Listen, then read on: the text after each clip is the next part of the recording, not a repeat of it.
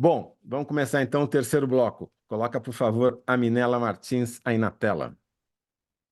Tudo bem, Minela? Como vai você? Boa tarde, José Roberto. Boa tarde, Natália. Boa tarde a todos que nos assistem. Prazer ter você aqui. A Minela Pra- é pós-doutoranda e pesquisadora do INPE, Instituto Nacional de Pesquisas Espaciais, e acabou de publicar agora em julho, junto com outros pesquisadores, um estudo muito importante, que eu acho, um paper, numa publicação importante da Real Academia de Ciências da Suécia, não é isso?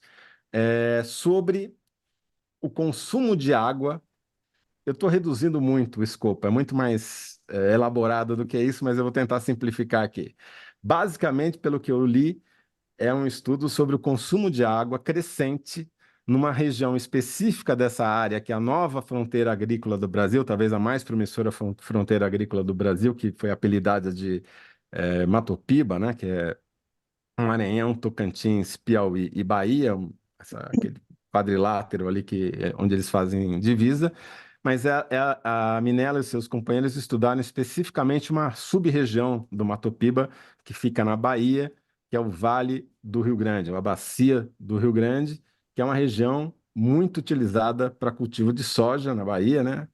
E que usa muita água para abastecer essas plantações. E ela vai contar para a gente aqui quais os impactos. Eles criaram um modelo, estudaram bastante e chegaram a algumas conclusões. Aí a pergunta que eu te faço, Minela, para já adiantar, que a gente vai tentar responder, você vai tentar, né? A gente vai ajudar a condensar o título depois. É a seguinte: por que há risco de faltar água na mais promissora fronteira agrícola do Brasil? Tá joia. Bom, obrigada pelo convite. Primeiramente, eu gostaria de contextualizar de forma bem breve, vou tentar ser bem breve, a origem desse estudo, certo? Esse estudo ele faz parte de um projeto bastante amplo, que é chamado de Projeto Nexus. Ele é liderado pelo INPE, mas é realizado em parceria com diversas instituições do Brasil. E esse projeto ele visou então buscar entender quais eram os caminhos para a sustentabilidade nos biomas Cerrado e Caatinga.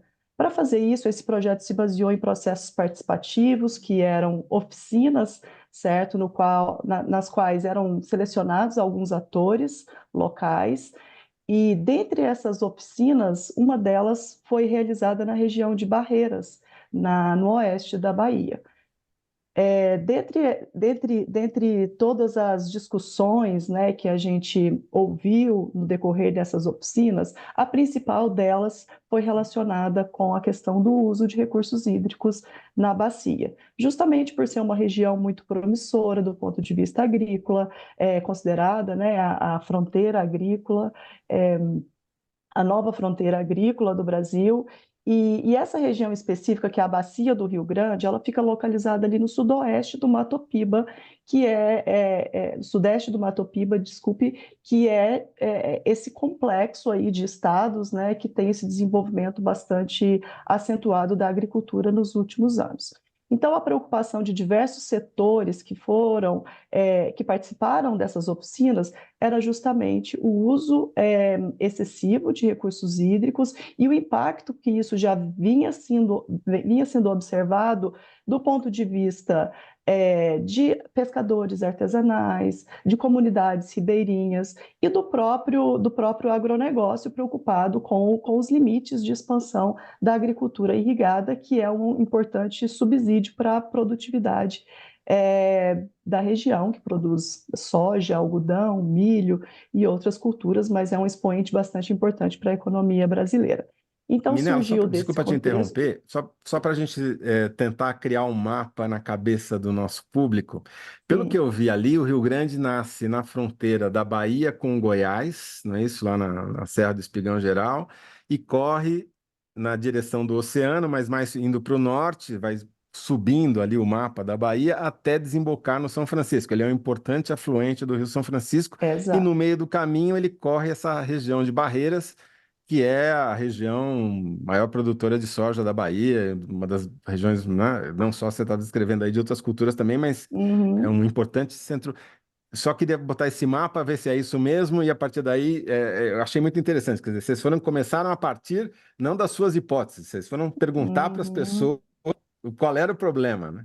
Exatamente, exatamente. E essa região, essa bacia, é uma subbacia muito importante para a bacia do São Francisco como um toda, principalmente porque é a partir da bacia do Rio Grande a gente adentra ali a região semiárida do Brasil, que é uma região bastante seca, que já enfrenta problemas com a questão do recurso hídrico. Então, tudo que acontece nessa subbacia tem uma consequência muito grande na região adjacente, que é a região semiárida e que também tem outros polos produtivos importantes, como, por exemplo, Petrolina e Juazeiro, que produz frutas irrigadas, o próprio reservatório de Sobradinho, que é um importante gerador de energia elétrica para o Brasil. Então, tem consequências que vão além do que acontece apenas na bacia do Rio Grande. E o que que E o que vocês determinou, assim, descobriram? desculpa, eu queria só perguntar, assim, o que que determinou nesses últimos anos essa expansão, porque essa expansão ela é recente, né? Essa região, ela antes não, ela é uma fronteira, né, da soja, da expansão da soja. Foi através da irrigação que melhorou, que os fazendeiros começaram a ocupar aquela região, e qual foi o intervalo temporal, assim, que a água começou a ser usada mais nessa região e que agora está correndo risco de faltar? A expansão mais expressiva vem sendo observada desde a década de 80, certo? Nos nossos estudos, nós avaliamos o período de 2000 para frente, devido à restrição de dados, mas, por exemplo, dados da Agência Nacional de Águas mostram aí uma crescente no consumo de água para irrigação desde a década de 80 e aumentando de forma bastante expressiva nas décadas seguintes. É uma região Eu com vou, disponibilidade eu de vou me água. permitir dar um número, porque eu tomei um susto a hora que eu vi esse número no paper de vocês. Aumentou 43 vezes o uso da água para agricultura entre 1980 e 2020, de 0,7 metros cúbicos por segundo para 30 metros cúbicos por segundo. É um negócio É, inacreditável, né? É uma região que é um polo de irrigação, né, que são polos que foram criados aí pelo governo justamente para incentivar o avanço da agricultura irrigada.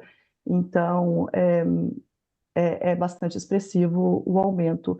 E esses dados de 2000, 2020 são dados observados, né, que estão disponíveis aí no banco de dados da Agência Nacional de Águas. Como é que os pescadores percebem? O rio começa a baixar o nível, começa a faltar peixe? Conta na prática como é que Exatamente. isso se manifesta. Justamente na questão eles relatam tanto a questão de quantidade de água, né, que eles começam a não pescar, a não ter todo a quantidade de peixes que eles tinham anteriormente, mas também na qualidade da água. Esse é um outro fator que foi bastante falado por eles. Infelizmente, nesse nosso estudo, a gente não conseguiu contemplar essa questão de qualidade, mas nós temos outros estudos dentro desse projeto que avaliaram, através de indicadores, riscos bastante altos também de contaminação, tanto por questão de agroquímicos utilizados na produção, e então esses são alguns dos relatos que nós ouvimos durante esse processo, que foi bastante rico para o projeto e para o nosso conhecimento também. A água sai do rio, é captada pelo rio, vai para aqueles sistemas de pivô central, né? Que quando você viaja de avião por cima, você vê aquelas manchas, né, no chão, parecem bolas feitas por extraterrestres ali, né? Uhum. E daí volta. Como é que funciona a dinâmica? Volta para o aquífero e aquilo de alguma maneira é recuperado? Aquela água se perde? Como é que é a dinâmica? Então, parte dessa água, a maioria dos sistemas de irrigação lá é por pivô central, né, que são aspersores, e aspersores bem altos, né? E o pivô central não é considerado um sistema de irrigação muito eficiente, justamente porque antes de chegar no solo, a água pode evaporar e você acaba perdendo essa água.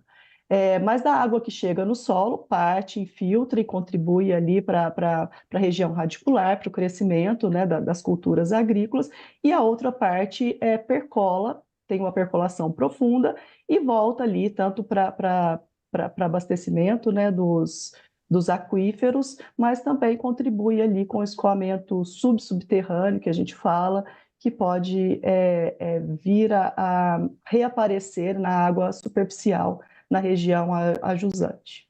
Uhum. Bom, e daí o que o modelo de vocês projeta se tudo continuar crescendo no padrão que está? Bom, esse trabalho é um trabalho de cenários, né? É importante a gente Uhum. enfatizar que cenários não são previsões para o futuro, são histórias, né, de caminhos que podem se desdobrar caso as premissas que foram assumidas ali vierem a se concretizar. O modelo, primeiramente, é calibrado de acordo com esses dados, alguns dos quais a gente discutiu aqui, e a partir disso a gente alimenta o modelo com dados de projeção climática, nesse caso, dados de precipitação. Então, a gente contabiliza ali tanto a dinâmica que hoje a gente percebe na bacia, quanto também os efeitos das mudanças climáticas. E considerando tudo isso, o que a gente viu para 2040 é que há a possibilidade de haver uma estagnação da expansão das terras agrícolas irrigadas, justamente porque vai começar a haver comprometimento no atendimento da irrigação. E, além disso, também outros dois fatores muito importantes é a questão da redução da vazão dos rios, né? Como a gente disse, é uma bacia que contribui para a bacia do São Francisco, e também do fluxo de base. Fluxo de base é basicamente a vazão que vem do aquífero. Então, esse fluxo de base é muito importante porque no período das secas, o que mantém o rio, a vazão dos rios, é justamente esse fluxo de base. Então, nós observamos aí que pode haver, então, uma redução de 15% na vazão superficial e de 13% na vazão de base até 2040. Quer dizer, Isso impacta. 15%. Desculpa, vai, Natália. Não, eu queria saber se isso impacta também na produtividade das áreas que já estão ocupadas, né? Você falou de estagnação, da expansão, mas nas fazendas que já existem, isso também seria um problema? Exatamente, é um problema para todos que dependem das águas dessa bacia, né? E à medida que você não consegue atender toda a demanda de irrigação, você acaba tendo um reflexo disso na produtividade esperada, né? A irrigação é um artifício muito interessante para aquela região, que tem uma irregularidade de chuvas bastante expressiva no decorrer do ano, e principalmente na época chuvosa.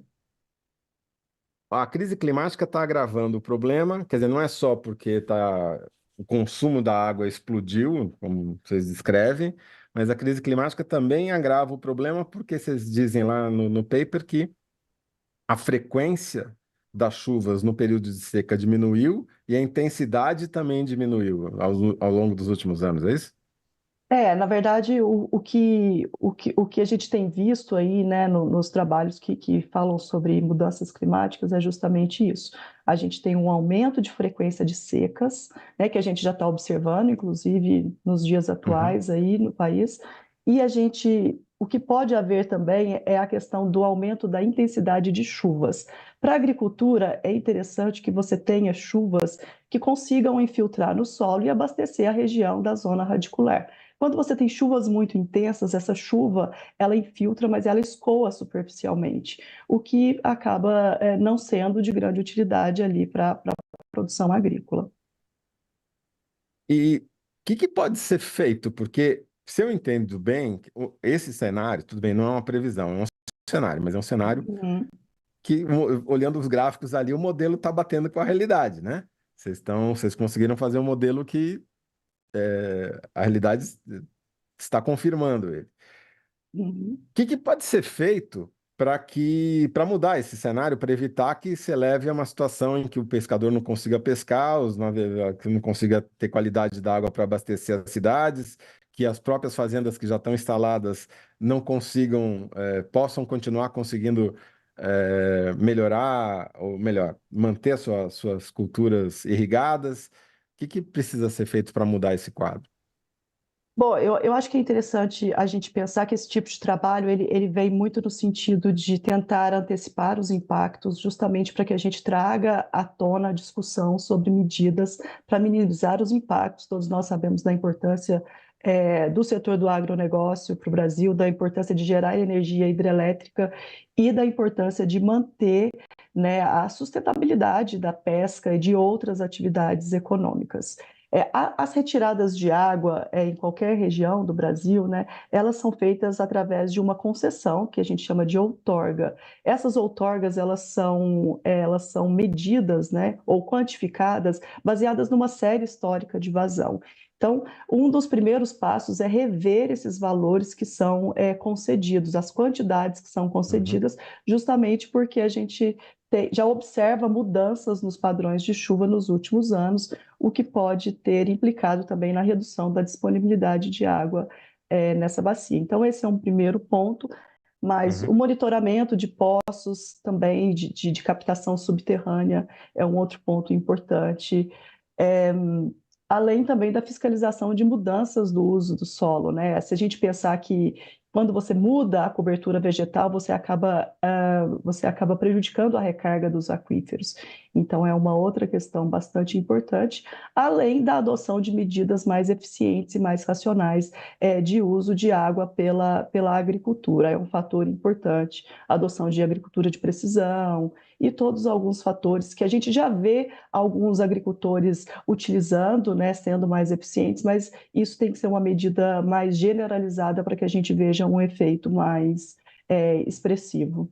E talvez condicionar justamente as concessões a isso, né? A uma adequação tecnológica para evitar o desperdício, né? Exatamente. Infelizmente, o nosso tempo aqui se esgotou mais rapidamente do que as águas da bacia do Rio Grande, mas queria debater contigo se infelizmente não dá para colocar tudo, mas eu acho que esse ponto primeiro que você mencionou me parece especialmente importante, né? Que é a crise climática obriga a rever as concessões de água para irrigação, né? Eu não sei se obriga é o verbo, mas recomenda, né? Que haja uma Recomenda. revisão, né? Exatamente. Eu acho que é um dos principais fatores. Perfeito. Crise climática leva a cria a necessidade de rever concessão de água para irrigação. Minela, muito obrigado. Aqui tem as pessoas que estão te dando parabéns, a Ocilene Barros dizendo que excelente contribuição para o Brasil. Precisamos usar os recursos naturais com cuidado, garantindo a sustentabilidade. Dando parabéns a você, aos seus companheiros e ao INPE. A mesma coisa a Elba Moisés. Muito obrigado mais uma vez, parabéns pelo estudo, bom trabalho. Espero te ver aqui em breve com a continuidade dessas pesquisas aí do Nexus, que me parece bastante interessante. Exatamente. Muito obrigada pela oportunidade. Boa tarde a todos.